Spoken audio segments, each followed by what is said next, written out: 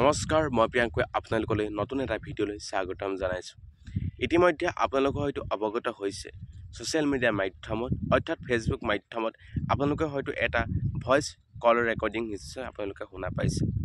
যি ৰেকৰ্ডিঙত ইতিমধ্যে আপোনালোকে হয়তো শুনি পাইছে যে পিতা আৰু পুত্ৰৰ শেষ ক্ষণ, যিক্ষণত পিতাই শেষক্ষণত পিতৃয়ে পুত্ৰলৈ কৰা এক কল ৰেকৰ্ডিং, যি কল ৰেকৰ্ডিঙত ভাহি পৰিছে পুত্ৰক এবাৰ চোৱাৰ যি মানসিকতা, পুত্ৰক শেষবাৰৰ বাবে চোৱাৰ যি স্পৃহা, এই স্পৃহা পিতাৰ জাগ্ৰত হৈ উঠিছে।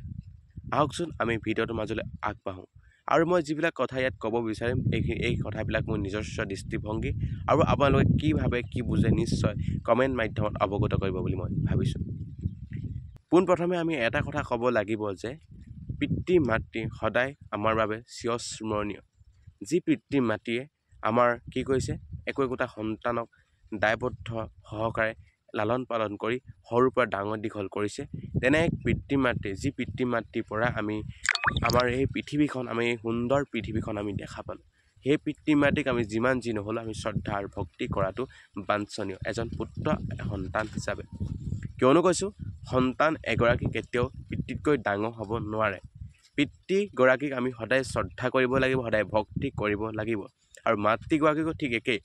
যিগৰাকী মা শব্দটো কিমান এক মিঠা শব্দ, যি মা শব্দৰ যি মালিন্যতা লুকাই আছে, যি মায়ে কি কৰিছে তোমাক নেখাই নবৈ খুৱাব, অৰ্থাৎ পিতৃগৰাকীও ঠিক একেই, নেখাই নবৈ তোমাক খুৱাব। গতিকে তোমালোকে সেই পিতৃ মাতৃৰ যি দায়বদ্ধতা, এই দায়বদ্ধতা অক্ষুণ্ণ ৰাখে সন্তানৰ বাবে তেওঁলোকে যিমান কৰিবলগীয়া আছে চব সকলো কৰে পিতৃ মাতৃগৰাকী। তেনে ক্ষেত্ৰত মই তোমালোকক প্ৰথমে ক'ব বিচাৰোঁ যে পিতৃ মাতৃক সদায় শ্ৰদ্ধা আৰু ভক্তি কৰিবা। কোনোবা এটা ক্ষেত্ৰত তোমাক পিতৃ মাতৃয়ে যদি কিবাও যদি তোমালোকক বেয়া ধৰণে কিবা কৰে, নিশ্চয় তোমালোকে সেই কথাৰ পৰা আঁতৰি ৰাখি মা দেউতাই তোমাক কেতিয়াও বেয়া কথা নকয়, সদায় ভাল কথাই শিকায়। এটা নতুন জীৱনৰ কেনেদৰে পাতনি মেলিব লাগে, কেনেদৰে নক্ষত্ৰ সদৃশ তোমালোকে গঢ় দিব বিচৰাৰ ক্ষেত্ৰত তোমালোকক মা দেউতাই সদায় তোমালোকক অক্ষুণ্ণ ৰাখে, তোমালোকক সদায় আগুৱাই যোৱাৰ ক্ষেত্ৰত সহায় কৰিব। কেতিয়াও পিতৃ মাতৃতকৈ সন্তান ডাঙৰ হ'ব নোৱাৰে। আজি হয়তো আমি দেখা পাইছোঁ বিভিন্ন ক্ষেত্ৰত পিতৃ মাতৃক অৱজ্ঞা কৰে, তেনে ক্ষেত্ৰত তোমালোকে সেই অৱজ্ঞাবোৰৰ পৰা বঞ্চিত হ'বা। আজি আমি কিছুমান উদাহৰণ লৈ আহিম এই ভিডিঅ'ৰ মাধ্যমে। তোমালোকে এই দৃষ্টিকোণৰ পৰা মই তোমালোকক দুটামান কথা ক'বলৈহে এই ভিডিঅ'টো মই প্ৰস্তুত কৰিলোঁ। প্ৰথম আমি আহিছোঁ পিতৃৰ কথালৈ। পিতৃয়ে শেষবাৰৰ বাবে চাবলৈ বিচাৰিছে নিজৰ সন্তানক, যি সন্তানক 18 বছৰ পৰ্যন্ত দেখা পোৱা নাই, আৰু সেয়ে তেওঁ শেষবাৰৰ বাবে নিজৰ পুত্ৰ যি নাতিপুতি চোৱাৰ এক স্পৃহা জাগি উঠিছে সেই পিতৃগৰাকীৰ। যি পিতৃগৰাকী ইমান দিনৰ পৰা তেওঁ সেই পুত্ৰক দেখা পোৱা নাই। আৰু পিতৃ বুলি ক'লে আমি হয়তো বুজি পাওঁ এটি সন্তানক কেনেদৰে লালন পালন কৰে। যি দেউতাৰ শব্দতে বহুত কথা লুকাই পৰে। আচলতে এইবিলাক হয়তো উপলব্ধি কৰা এজনে বুজি পাব। যাৰ দেউতাক নাথাকে নিশ্চয় সেই কথাটো বুজি পাব, আৰু যাৰ মা নাই, মাতৃ নাই, তেওঁ হয়তো এই কথাটো বুজি পাব। গতিকে মই বাৰে কৈ আছোঁ যে পিতৃ মাতৃক সদায় শ্ৰদ্ধা আৰু ভক্তি কৰিব লাগে। যেতিয়া এটি সন্তানক সেই পিতৃগৰাকীয়ে এবাৰ চাবলৈ মন মেলে, নিশ্চয় হয়তো ইয়াত কিমান এক গভীৰ তাৎপৰ্য লুকাই আছে নিশ্চয় আপোনালোকে হয়তো বুজি পাইছে। শেষবাৰৰ বাবে নিজৰ সন্তানক চোৱাৰ যি স্পৃহা, নিশ্চয় ইয়াৰ মাজত বহুত কথা লুকাই পৰে। তেনে ক্ষেত্ৰত যিমান যি হ'লেও পিতৃ সদায় পিতৃয়ে, মাতৃ সদায় মাতৃয়ে। সেইবাবে সেই পিতৃৰ যি শেষ স্পৃহা, এই শেষ স্পৃহাকণ পূৰণ কৰাৰ ক্ষেত্ৰত পুত্ৰও দায়বদ্ধ হ'ব লাগে বুলি মই ভাবোঁ।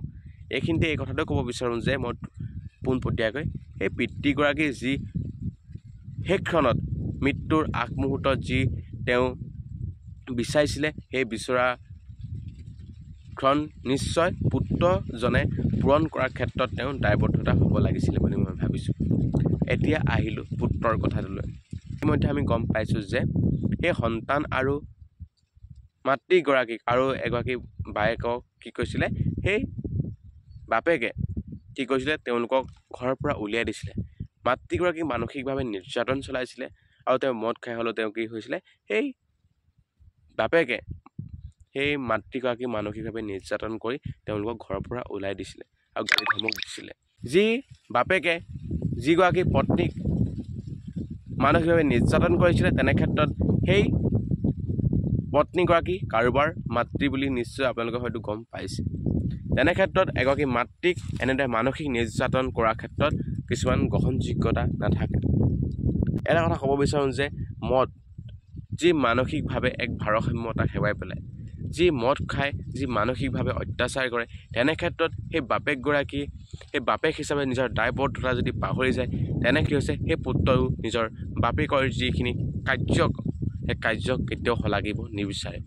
যদি বাপেক যদি মদাহী হয়, বাপেকে যদি মাতৃক যদি মানসিকভাৱে ভাৰসাম্যতা হেৰুৱাই পেলাই মানসিকভাৱে অত্যাচাৰ কৰে, তেনে ক্ষেত্ৰত কি হৈছে সেই বাপেকজন কিমান গ্ৰহণযোগ্য হ'ব পাৰে, কেনেদৰে ইমান গ্ৰহণযোগ্য হ'ব পাৰে, এইটো এক তাৎপৰ্যপূৰ্ণ এক বিষয়বস্তু।